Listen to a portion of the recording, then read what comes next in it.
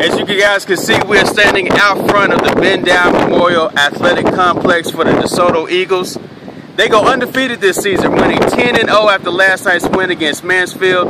And this team is the talk of Texas. They've been ranked top 5 so far in the nation throughout the entire season. Right now, they're currently ranked number 2, getting ready for the playoffs. We're going to talk to their head coach, Mathis, to find out exactly what makes the Eagles tick and why they're such a good team this year. Stay tuned. I'm here with head coach Mathis. First of all, sir, congratulations, undefeated 10-0 season. Tell me, how does that feel to know that when you started the season, you had some questions about the defense, you had some young players in some key positions. How does it feel now that the season's complete, at least the regular season, and you guys are undefeated? It feels great. Excuse my voice, but it was a long night last night. Of course, I've heard. It was our kids. It hasn't sunk in yet to the kids or the coaches. To be 10-0 and to be outright district champs, it's unbelievable. I had a text message from Mark Brady, the legendary track coach here, coached football for all these years here. Said this haven't happened since '93. Yeah, that's true. So true. It means a lot to us, but it hasn't sunk in yet. But it's getting there. I promise you, it's getting there. Absolutely. When I was here, I actually started going to high school here in '93, so I remember that time very, very well. Byron Hansport, all the players that were here at the time. The excitement just around the school and the city was big, but you guys have made a national impact. I mean, you've been ranked in the top 5 nationally in every poll for quite some time. So how does that feel as a coach, you taking a program that was already really good but made them great? It feels good. It feels really good because that means you have great coaches and you have great young men working their butts off and doing everything that you've asked them to do. These kids have done a tremendous job this year, and I've had some great classes to come through here, and here's another great class that wasn't that great. Right. They weren't supposed to be 10-0 this year. They weren't supposed to be ranked number 3 in the nation, number 1 in some polls, and number 1 in state in some polls. Not this team. Right. And we've overcome a lot of adversity to get to the point right here that we are now.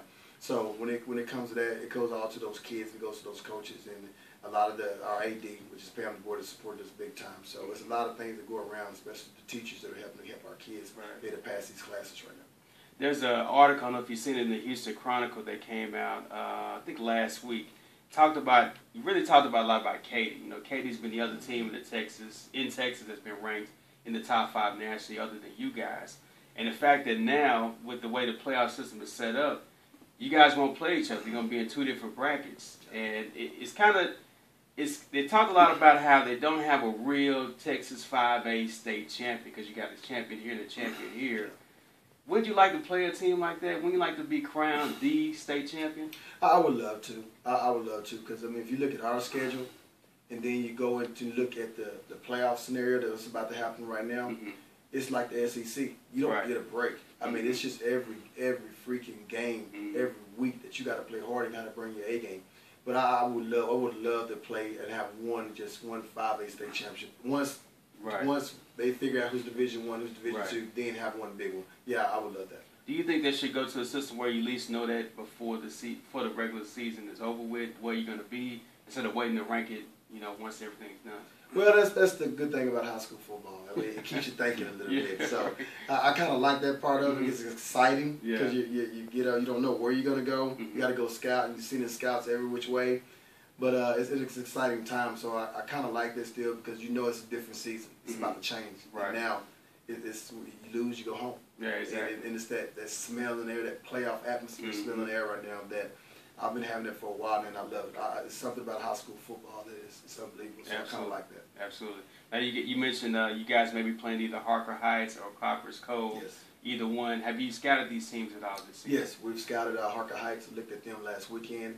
Haven't seen Cove. We'll have a chance tonight to take a look at both of them. But I know all about Coach Welch. Okay. Coach Welch is one of the premier coaches in high school in the state of Texas. Have a lot of respect for Coach Welch. I know Coach Mullen I think he had a state championship when he was at Cameron. Played against him before, coached against him before twice, 1-1 against him. But a lot of respect for both those programs right now. But when you say Copper's Cove, you know them. Oh, Coach of course, does a tremendous job. Of course, of course. Robert Griffin III went there. Of course, they've had a long history, just like DeSoto has. I was there when the tailback, Jacquez Waters. He beat us. I was at LBJ. Then Copper's Cove played them in San Marcos. I see them line up out wide. I'm like, okay, Coach Welch is gonna get you too. Right. Touchdown. Right. So I've had a chance to follow Cove, and I'm excited about those guys. Tell me a little bit about the players. What one player you feel like has really just surprised you so well from what you've seen them do in the spring to come into the season? Is really kind of so far the season with the regular season over, has really stepped up and really played their role. Brandon McDowell, without a question. Okay, great. Brandon McDowell, our receiver, unbelievable. Probably the second fastest kid on the team. Great hands, great adjustment to the ball when the ball is in the air, acrobatic catches. Just such a hard worker, playing defense for us too as well. Him by far, he's a big time Division I. He's a huge big time Division I kid, and I think that Dez right now. I know Ron Flight did some great things here at Desoto, unbelievable things, but now you have a kid that everybody is calling him just he's a show. Yeah, absolutely. I mean, it's unreal. I mean, DeAndre's going to do his thing, and DeAndre's having a tremendous year. DeAndre's unbelievable. DeAndre, I think, is the most prettiest specimen you ever see running football. DeAndre would take a game over and destroy you. Now his 40-yard touchdown broke their back last night out the gate when they pinned us. DeAndre Wilson, he will break you. I mean, so we have a lot of them. But Brandon McDowell. I mean, the guys that you asked me, guys that I wouldn't expect them to do some things. Right, exactly. Brandon McDowell. Absolutely. Now you mentioned Dez. I want to get on him for just a second if we can. We saw him as a sophomore last year covering the games, and I just knew when he came to the game, it seemed like it changed, a different element to what he can do. Not that big in size and stature, but plays with a lot of heart. What have you seen with this kid to make you want to just feature him so much in the offense? Dez is a kid that stays very quiet. He leads by example on the football field and off the football field. So I had to learn that about him. I had to really learn Dez, and I learned Dez this summer. And once I had to learn Dez, I knew how to handle Dez. I knew understand. I knew what we could do for Dez. The offense is wide open when Dez comes to the game. It's totally wide open. Dez can do so much with his feet, with his hands, and he's very smart. He's finally grasped the offense. He knows the offense in and out now. Right. This is a sophomore. He had trouble making the right reads. Now Dez can make the right reads like that. And knows if we can signal something in the wrong play, Dez fixes it like that. So that shows maturity and growing up, and him studying the game and our offense right now. And our game changed last night once he came back in the game. He didn't come back in the game until the second quarter, like 6 minutes, 4 minutes left in the game. Right. With that kid on the field, the kid's spirit is unbelievable. He changes. He's a game changer. By himself, he's a game changer. And we're very blessed that God really, really didn't let that injury be that bad to Dez and brought him back, and he's playing hard right now. But he's going to be probably one of the specialist kids that you've ever seen on the football field. I mean special, meaning his athletic ability and his brain is unbelievable. I just really hope that, people that watch him and know how electrifying he is on the field don't take his stature lightly. This guy, I think he could play some big time football. He can. No, he will. I mean, I know he will. Dez will play.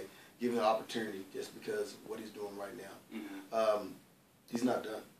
The thing about what I just found out about Dez, his hard work and his work ethic to get where he is right now, I think it just made him a lot better. If people don't understand, Dez has become a lot better. That's scary. It gotta be. For opponents. It gotta be. Very scary. Well, we want to thank you again for